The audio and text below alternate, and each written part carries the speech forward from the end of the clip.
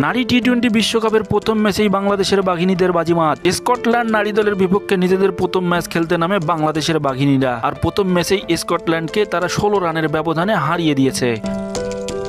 প্রথমে টসে জিতেই বাংলাদেশ নারী দলের অধিনায়ক নিগার সুলতানা সিদ্ধান্ত নেন প্রথমে ব্যাটিং করার। বাংলাদেশের বাঘিনীরা প্রথমে ব্যাট করতে নেমে 20 ওভার শেষে 7 উইকেটের বিনিময়ে 119 রান সংগ্রহ করে। বাংলাদেশের হয়ে সর্বোচ্চ রান করেন সোহানা মোস্তারি। 38 বল খেলে 36 রান সংগ্রহ করেন তিনি। জবাবে স্কটল্যান্ড নারী দল 20 ওভার খেলে 7 উইকেটের বিনিময়ে 103 রানে গুটিয়ে যান। ফলে বাংলাদেশের বাঘিনীদের নিয়ন্ত্রিত বোলিংয়ে 16 রানের পরাজিত হন স্কটল্যান্ড নারী ক্রিকেট দল। বাংলাদেশের হয়ে ঋতুমণি 4 ওভার বল করে 15 রান দিয়ে সর্বোচ্চ 2 উইকেট নেন, সাথে ম্যান অব দ্য ম্যাচ হন ঋতুমণি।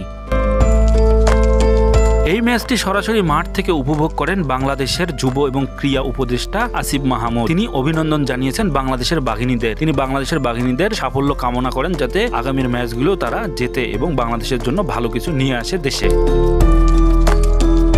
রাকিবুল ইসলাম রাকিব, স্পোর্টস ফ্যাক্টস 2.0।